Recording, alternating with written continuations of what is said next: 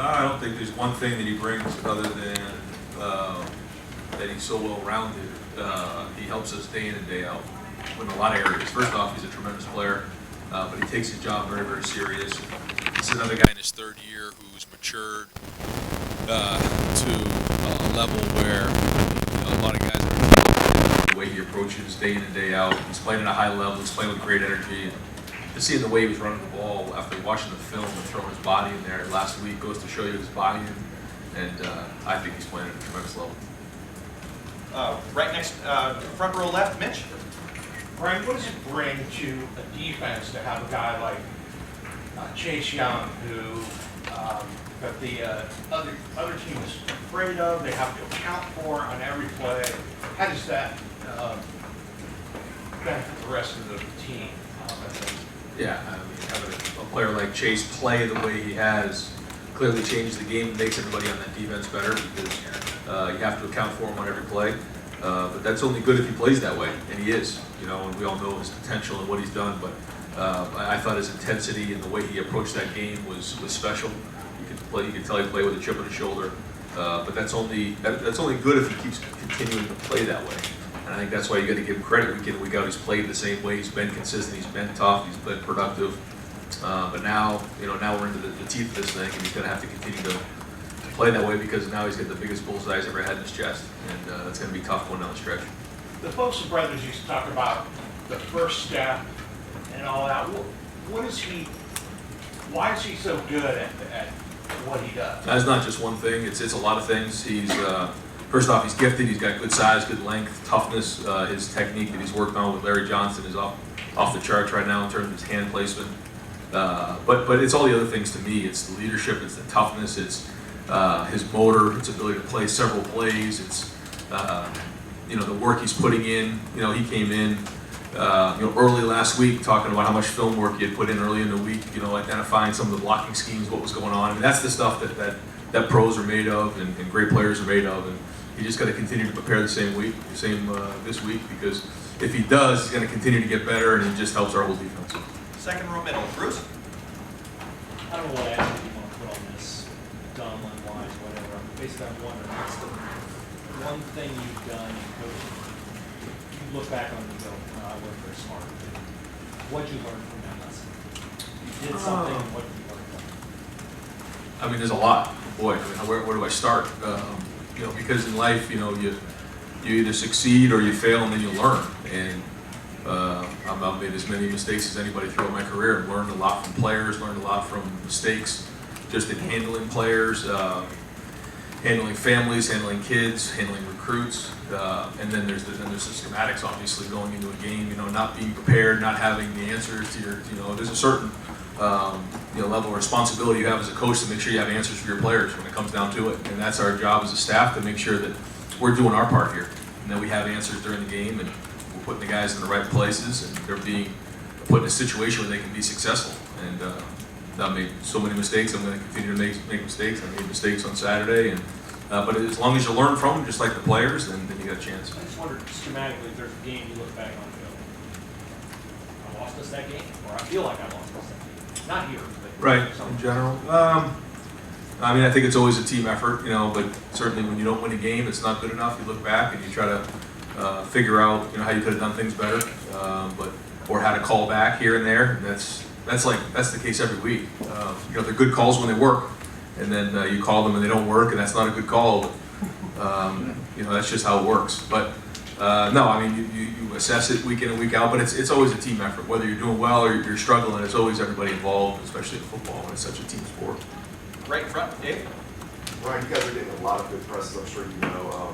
Nick Saban once referred to that as rat poison. How do you guard against that? When you telling your guys, I'm sure they are hearing these good things about the team, personal accolades. Just how do you guard against that? Well, I just think all it means is that you have a lot more to lose if you let it get away from you, and that's it. And the more this builds, the more we have to lose. So we're not going to get anxious about that or anything like that. But at the same time, we also know that we've got a bigger bullseye on our chest week in and week out. We have to work harder and harder, and we're more and more invested every week. But I think this has been something we've been talking about for a long time. We expected to be in this situation, and now we have to act accordingly. And what that means is just staying locked in, week out on this game, preparing the same way, playing with the same energy, playing together, taking care of the football, tackling well, playing tough. If we do that, then we're going to have a chance week in and week out. If we don't, then we're going to put ourselves at risk. That's really what it comes down to. And trying to help 18, 19, 20-year-old kids understand that this is a great opportunity and that these opportunities don't come around, but a few times in a lifetime. And you have to capture those moments and what are you willing to sacrifice to go achieve those goals. And so that'll be the things we talk about this week. I want to ask you real quick about running back recruiting. When you look at the lineage of running backs here, Archie, Zeke, everybody else, Pete Byers, Tim Spencer, everybody, JK, what he's doing. Even last year, you guys set passing records for this school. JK went over 1,000 yards. Michael Ever almost did. Are you surprised? I know you can't name specific guys. Are you surprised that running back recruiting is not where you want it for the 2020 class? Are you confident we'll finish strong? I think we will. I think we'll be fine there. JK's having one heck of a year, and I think if you're a running back throughout the country in the United States, and you're seeing the history of running backs at Ohio State, what we're doing this year, what we've done in the past, I think you'd be foolish not to give Ohio State a hard look. And we're really confident with some of the guys we're recruiting right now, and there's a long way to December and then February, so we feel strong. We also feel really good about the guys we have in the room right now, and I think it's all going to work out. Third row, left, Dan. Ryan, Justin obviously got a little banged up on Saturday. You got guys like Thayer and Damon Arnett who are playing for some injuries as well. As you get into this point of the year, do you have to be careful about managing the amount of reps for those guys to make sure they stay healthy for the home stretch? We always do. We always really take the amount of reps serious and really handle that. It's very sensitive, and so that's one of the things we have to make sure we're doing a good job of down the stretch as well. But injuries are part of the game this time of year. Guys are going to be banged around, and it's a tough game. So we certainly won't be foolish with that, though. We'll make sure that we really think through every rep and make sure that we're putting the guys in the right situations, the reps that they need to practice, because they can't get into bad habits either. One of the reasons why I think we've been playing so well is we're practicing so hard, and we have to continue to do that. But to your point, as it gets later in the season, we've got to be smart. You've had the opportunity in just about every game this year to get some of those second-team guys into the game at one point or another. How valuable is that coming into the home stretch, that those guys have had the opportunity to play in almost every game? I think it's really important because I think you know what you have with some of those guys, where you could be at this point of the year, a guy goes down or a guy is out in the game, and you have to put a guy in, you don't even know what you have, and so I think we have a good feeling of where everybody's at in our team. It's almost 3 deep because those guys have got so many reps in games. Far left, Matt. You have 3 guys now that are Chase and Justin and JK that are legitimately being talked about for the Heisman Trophy. I know you even got asked on Fox after the game about Chase. Do you relish that, enjoy that? You got 3 guys in that. Is there a part of you that's like, because, like Coach Meyer a lot of times would be like, boy, it's too much too soon to talk about that. I don't know, having guys like that are in the conversation right now, how do you embrace that? What is your take? Yeah, no, I think when you're at Ohio State, this is what the norm should be, and it always has been, and hopefully always will be. And that you come to Ohio State and you're a tailback, you're a quarterback, and you should be in the Heisman Trophy conversation. Now for Chase, that's a different deal. He's obviously a special player, and hats off to him to even be brought up in something like this. But I think if you ask those guys, they'll tell you that they're not worried about individual accolades at all. It's all about a singular goal, and that's winning championships.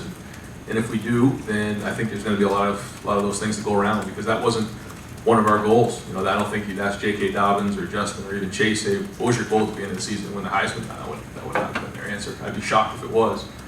And so if we just continue to do well and continue on the path we're on, there's going to be a lot to go around and a lot of accolades and awards and things like that. But that's not what it comes down to. This is about the team.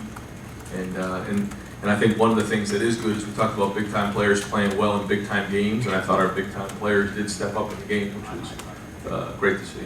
Yeah, there's a lot of discussion too about who's number 1 right now. Do you care at this stage? Like the AP voting is as close as it's ever been. You got the playoff poll coming out in about a week. What is your take on where you are and being number 1 important? It will be at the end of the season, but right now, if you're number 1 right now and you lose next week, you're not number 1 anymore. So it doesn't. That's for everybody else to talk about. It has nothing to do with us right now. It doesn't mean anything.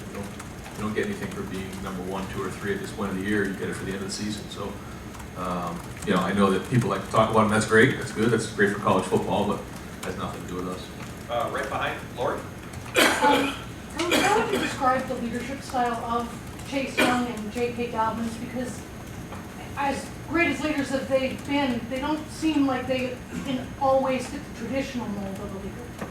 Yeah, and I try not to, when I talk to the guys about leadership, it's never about fitting a style, because I think everybody finds their own voice and everybody has their own leadership style, and I think that's the art of being a leader is being authentic and being yourself.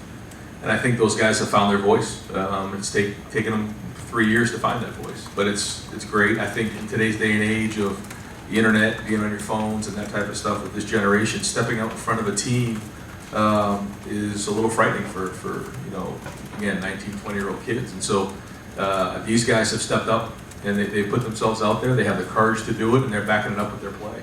And I think it's great for a lot of guys to see, but there's been a precedent set. I mean, Terry McLaurin comes back and speaks to our team Friday night before the game, and the culture he left and the legacy he left behind is special. And I think there's guys on our team who want to leave a legacy. They don't just want to leave a bunch of stats behind. They want to leave a legacy when they walk out the door. They're still talking about these guys down the road. How do you do that with leadership, with getting out in front and talking and making sure that you're leaving an impact? So how would you describe Chase Young's voice and J.K. Dobbins' voice? Chase is very intense. He's very confident in what he does, and if he sees something, he's going to call it out. I think he's a strong leader. J.K. is kind of the same way, but he's a little bit more by example. But when it gets closer to the game, you start to feel him and hear him in the locker room, and they both are very intense, especially as it gets closer to the game. Down in front right, Tim. Yeah, Brian, when you look at Justin Hilliard, the path he's taken, how crazy is it now that he is like basically a contributor big time? And how tough has that path been from because you've been watching now for 3 years, but what is he bringing to the fore now? And is that an example of a bonus that this team is getting from some of the upperclassmen? Yeah, I think Justin Hilliard is the story of him playing the way he played and being able to step up in a game like that and help us is a story that really isn't being told for whatever reason. But this is, like you said, a guy with today's day and age, with everything going on with portals and everything else, he stuck through it. He worked through injuries, he worked through playing time issues, and then he steps up in a huge moment for us, to beat Wisconsin. He plays really well, makes some big time tackles, and that goes to show you what kind of a kid Justin Hilliard is. I mean, he's got character, he's got perseverance, everything about him is great. And he's helped us on special teams for years, but now he's able to step up into that role and make those kind of plays for the team. That's a guy who's leaving the legacy behind, and that's about hard work and working through tough times. And we're just really happy to have him part of this team. And one of the quick things, you watch the game, but Devon Hamilton, Wisconsin had repeatedly maybe the best center in college football, some people said. Devon Hamilton seemed to have a game Saturday, so did Jay Cornell. What has Devon Hamilton really brought to the fore here this season? Started the off season. I thought he had one of the best off seasons of anybody in the program. He really took a step in this off season in the weight room with Coach Jay. Just in general, you could see him coming. He started to get a voice. I mean, he's been in front of the team. That's not easy for Devon, but I'm really proud of the way he's playing. I mean, he's strong in there. You can see the first play of the game. He's knocking the guys back, and he was really powerful in there. And that's a huge deal, especially against a team like that. But this is a guy, he's a veteran guy now, who's a huge part of our defense. Right next door, Austin. Ryan, would you give any thought to playing Chase on offense to give him a Mike Grable touchdown or something? It sounds fun, but we're not going to take any risks with Chase. We're not going to do that. When you look at, you were asking earlier about the guys, most programs won't want. You guys have potentially 3. I know you don't want distractions and all that. We talk about it. How do you manage that? You probably don't want to pick one over the other. Just if you lose a game, then it all goes out the window. Nobody's talking about anybody. So it's all about if we win or not. And you hate to sound like that, but it's just the facts. So if we want to continually, get this type of momentum and keep the momentum going, we have to continue to do what we're doing. And that's just the reality of it. So the guys need to embrace that, understand that, and have the maturity to put that aside and ignore that stuff and just stay focused on the task at hand. If you had any of those off-date conversations with those 3, would the word Heisman even come up in those? No, and I don't think that they would be talking about themselves like that either, because again, it's a great honor and all that stuff, but that's so far down the road right now that we're not talking about that. Second row middle, Tony? Ryan, master team, almost kind of on pace for 1,000 yards this year. It's, a lot of it's yardage when the defense knows he's going to be getting the ball. How tough is that, the yards that he gets?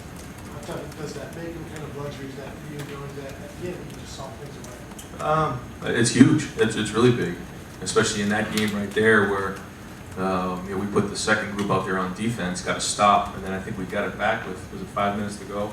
And then we ended up taking a knee at the end. I mean, that's huge for our team, and that's a 4-minute drill, and that was with our twos in there. So I think it's a combination of things. I think when he's been in there, it's been late in the game, it's been a change of pace, maybe the defense is a little bit tired, he's fresh, he's strong, he's powerful, but our line's been doing a really good job late in the game.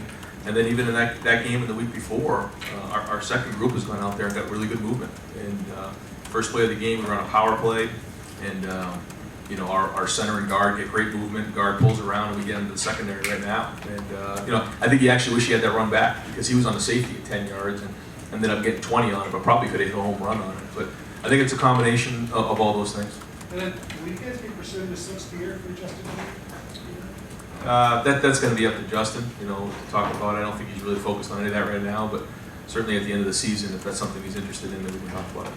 Front row left, Doug? Ryan, you were asked about reps earlier, specifically at quarterback. Do you want to do anything in practice to give Justin any kind of reps in practice or keep him fresh? And what do you guys do? Does Chuck get reps with the ones very often to keep him ready and need him for a play on Saturday? Yeah, we usually don't have him take many reps with the ones. If we go 7-on-7 or some sort of other segmented group, then those guys will roll, and so whoever they end up with, they end up with. When we go to scouts, the receivers will pretty much roll when we're doing some pass stuff, but for the most part, Justin's in there with the first group. Chugs will get some reps during the week though, but very few with the ones. We like to, for his few amount of reps that Justin has had in his career, we want to get as many as we can in practice and making sure that he's ready to go. So that's what's hard about being a backup, is you have to be ready to go. You have to, with limited reps with the ones, you have to be able to go out there and function. We put Chugs in there. It was second and long. We tried to screen. The guard kind of sniffed it out. I thought he did a good job of throwing it away. We ended up getting a holding call, but that wasn't his fault. I thought he made a good decision. That was a tough situation to get thrown into. I thought they'd be kind of coming over the walls and get him on a screen, but it didn't work out that way. I thought he managed it well. When we saw Justin, we talked about him toughing it out in that game.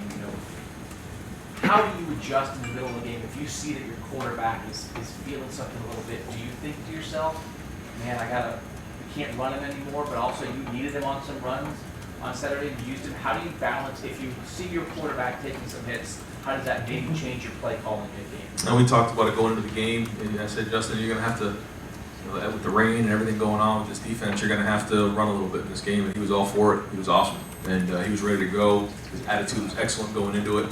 And he ran tough early in the game. He took some shots, but he got us going. And I was really proud of him. Then one time he got banged up a little bit. I asked him, I said, what do you think? He said, I'll be fine. I'm hurt, but I'll be all right.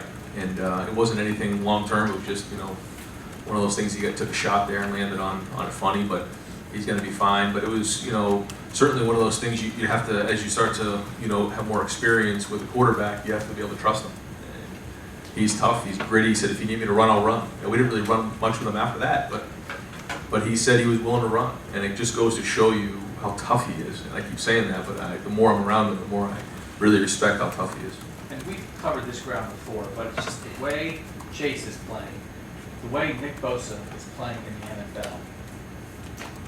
Like, if you could have had those two healthy guys on the field together for all of last year, what would that have looked like? A healthy Nick Bosa and a healthy Chase Young? Yeah, I don't know. I mean, certainly that they're two of the more talented guys that have probably ever gone through here and maybe ever played a game. I mean, they're very, very talented. I don't try to play the what-if game, but certainly, respect both of those guys, and they're both dominant players. Right behind him, Bill. Ryan, you guys were the most penalized team in the country last year. Now you're among the least penalized teams. I think you cut your penalties per game in half. How much did that occupy your thoughts when you first took over, and how did you approach, improving in that area in the offseason this year? Yeah, we put some different things in, but it really goes back to our guys and how much discipline they have. But, we did, certain things where if guys would jump off sides or the ball would get loose, we'd have them run a lap. It sounds juvenile, but it's real, and we had consequence for that. We continue to still do that. But at the end of the day, it comes down to their discipline. And we talked about in this kind of a game, you have to be clean because, with the way they control the ball, you get off schedule with different things, you're going to get yourself jammed up with penalties.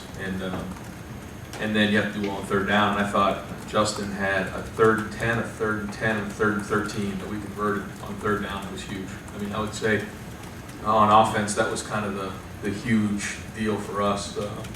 He had 2 scrambles, I think, to JK, and then the long one to Chris at the end of the half, and that was huge for us. But because we weren't really on schedule early on, and then as the game went on, I thought we got ourselves on schedule, got into some third manageables, and then we kind of got in a rhythm.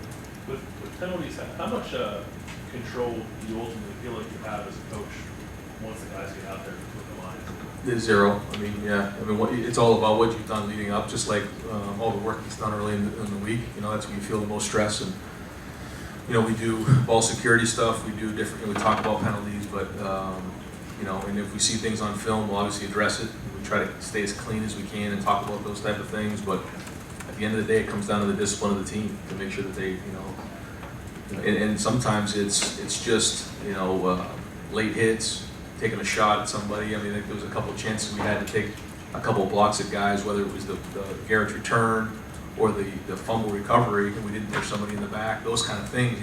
How do you coach that kind of stuff? Well, you talk about it in meetings the best you can. You coach it off the film, but it's the player's responsibility to play with discipline, and I think they're doing that right now. So we just got to keep that rolling. And there were maybe the area where you were most penalized last year was on the offensive line, procedural stuff and holding stuff. Was there anything to the idea that you were just a heavy pass team and maybe you could be a little more susceptible to what you guys are worried about?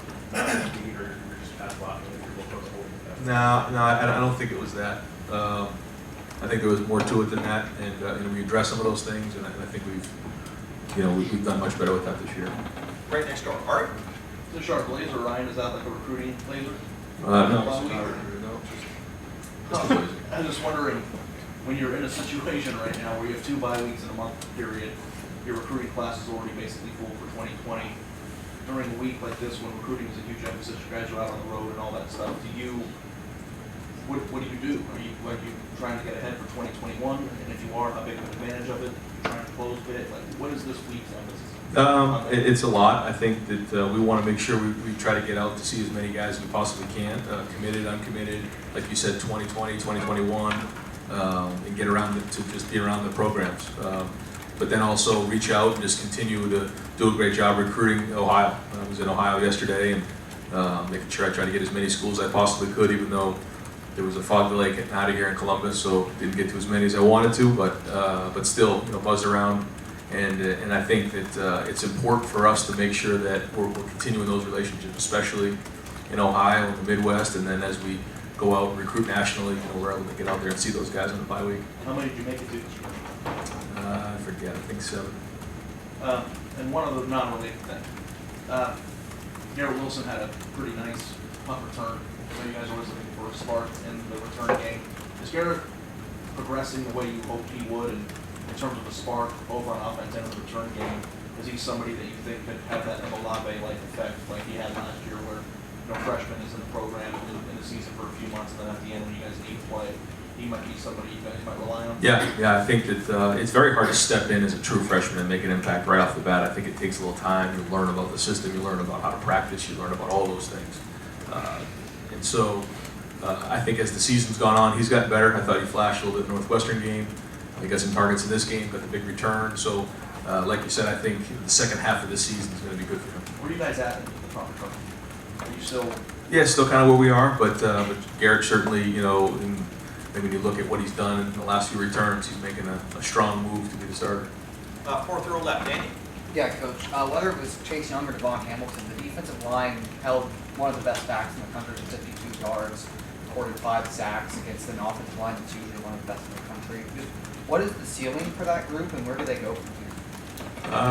I don't know what the ceiling is, but they're going to continue to do what they've done, and that's, look at the opponent that week, figure out how they're going to attack them, practice with great energy, great toughness. They're going to we're gonna play a lot of guys. That's the other thing that's really good about that group is we're pretty deep.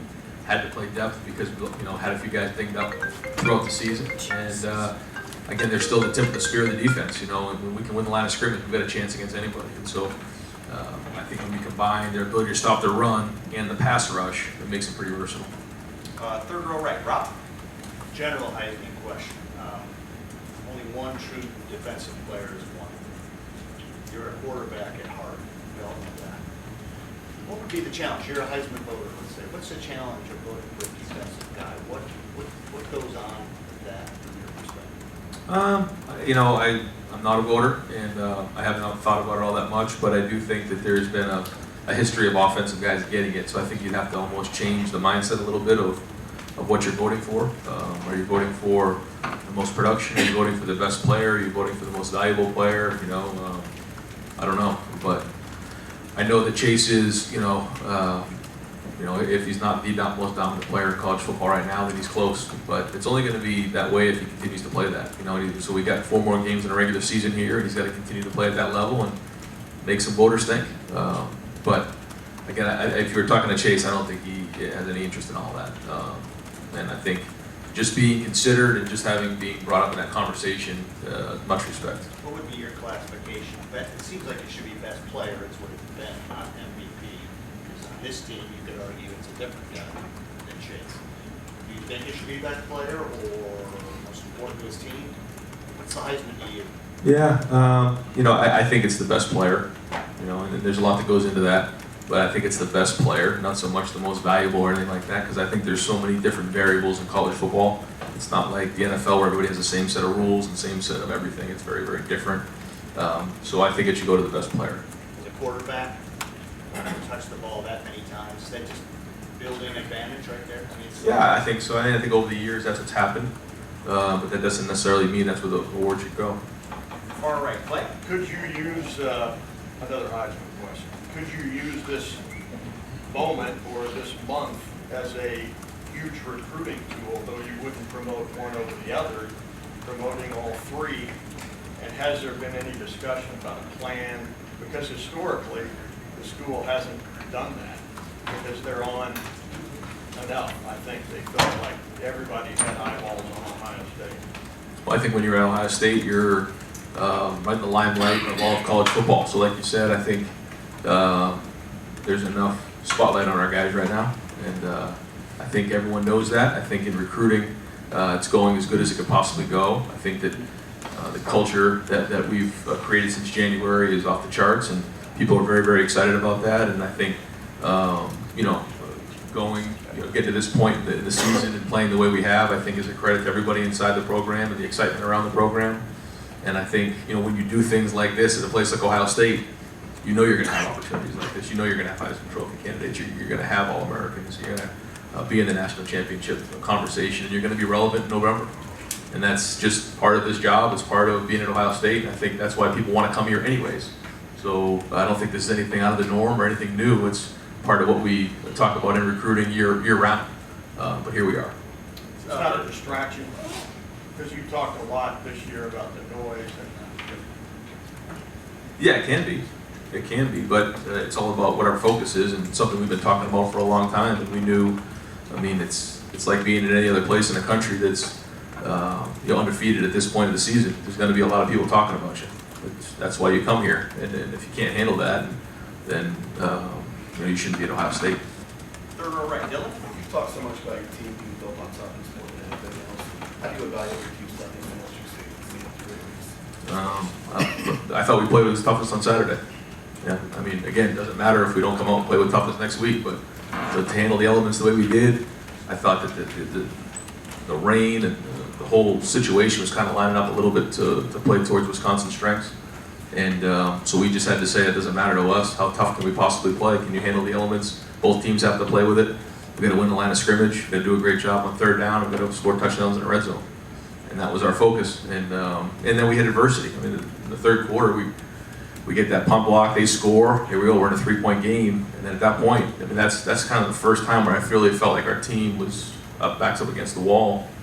And we go right down the field and score. And then from then on, I kind of thought we dominated the game. And so it was good to get that feeling of, okay, here we go, boys. Now where we at? Where was this? All right, Bill? Yeah, following up a little bit on what Dave asked earlier, about handling the success. You've got often this week, you've got two opponents that you have huge favorites against. How important is this stretch for you and your team to not kind of buy into the hype, to stay focused and not get distracted by Yeah, I mean, of course, it's important to stay focused right now. And, you know, if they're reading the hype, if they're reading all that stuff, then they're more foolish than I thought they would be. I don't think our guys are going to do that. I think that we're just going to work every day to get better. I mean, it's the same people that picked us, you know, I don't know if we were 4th, 5th, wherever we were in the Big Ten East, you know, and so that didn't matter at that point. It's not going to matter anymore. It doesn't matter to the game on Saturday. And so as long as we just focus on that, we'll be fine. When you see, you obviously watch the tape closer than anyone, when you look at both your strengths and your flaws, I'm sure there are flaws, what are the flaws that kind of stand out? You say, okay, if we want to get to where we got to go, we have to fix this and this. There's not one like major flaw, you know. I mean, I think there's a lot of little things that we need to work on and clean up and do a better job of for sure. I mean, watching the film, especially on offense, I mean, that first half, there's a lot of things to clean up.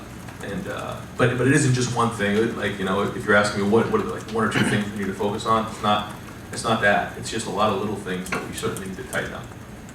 Front row right, Joey? Just to circle back to Davon Hamilton, he's somebody who's been in the program a while, is now starting full-time as a fifth receiver. What's the challenge for somebody that comes here and gets to kind of wait a while to finally get on the field?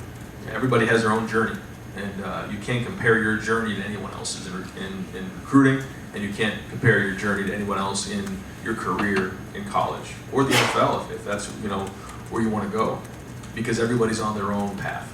And I think what happens is sometimes guys say, well, they see somebody playing early or whatever that is, you know, that wasn't the path for turning the corner. Look what he's doing right now. You know, and everybody has their own journey, and I think Devon's journey's been awesome for him because he needed to develop in certain areas, and he has.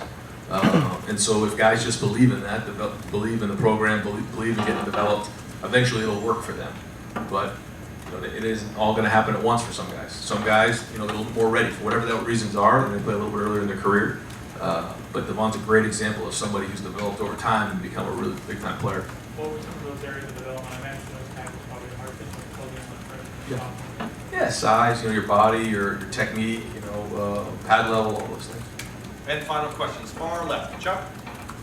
Yeah, varying off Rob's question, as we look back across it, and the country's given Heisman's to offensive players a ratio of 80 to 1. So does that strike you as, I don't know, skewed or inappropriate or anything like that? Or you know, maybe you have some old quarterback bias? Is that just, you think? I just think it's the way that the game is played, and there's only one football, and the guy who touches the football the most probably gets the most action. So that's probably why it's been the quarterback over the years. But it's hard to be as dominant on defense as it is on offense at times, and so that's probably more the case. You know? Coach, thank you very much.